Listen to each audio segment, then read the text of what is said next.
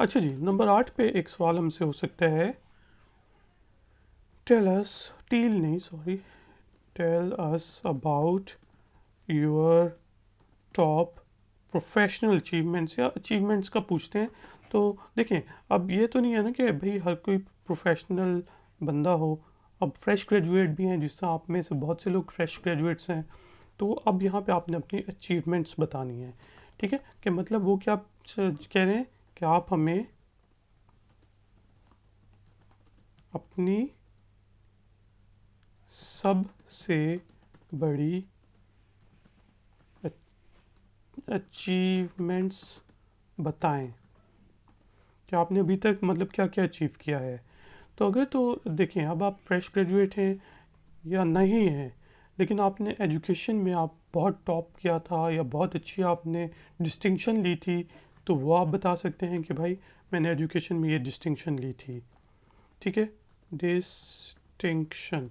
लेकिन ज़्यादातर लोग मेरी तरह के नालायक होते हैं, स्टूडेंट्स जो होते हैं। तो डिस्टिंक्शन आप बता सकते हैं, आप बता सकते हैं कि मैंने एक साल में 2 डिप्लोमे किए थे, इसके साथ मैंने ये किया था। लेकिन यहाँ पे वो अगर तो आपका थोड़ा बहुत प्रोफेशनल एक्सपीरियंस है, ठीक है, तो फिर आपने अपने प्रोफेशनल एक्सपीरियंस से जो आपकी अचीवमेंट्स हैं वो बतानी है।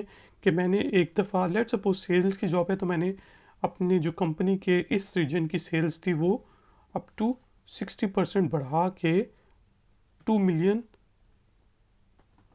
रुपीज़ तक कर दी थी, या जो भी है वो आप बता सकते हैं। या ये है कि मैंने अपनी कंपनी के लिए एक ये कोड डेवलप किया था सिंगल हैंडेडली, या जो भी आपकी अचीवमेंट थी, और मुझे कंपनी की तरफ से ये फ़ायदा हुआ था, या मेरे बॉस ने मुझे शाबाशी दी थी, जो भी था वो आपने यहाँ पे अपनी 3-4 अचीवमेंट्स टॉप की बतानी है। कि मैं, या तो अगर आपका एक्सपीरियंस बिल्कुल ही नहीं है तो आप एजुकेशन से रिलेटेड अचीवमेंट्स बताएंगे, ठीक है, कि मैं बहुत अच्छा स्पीकर था अपनी क्लास में और मुझे ये अवार्ड्स मिले हैं। अगर आपका प्रोफेशनल एक्सपीरियंस है तो आप कोशिश करें कि अपनी पुरानी जॉब से एक्सपीरियंस बताएं, और बताएं कि मुझे इस पे ये शाबाशी मिली थी, ये इनाम मिला था टारगेट अचीव करने पे, ठीक है।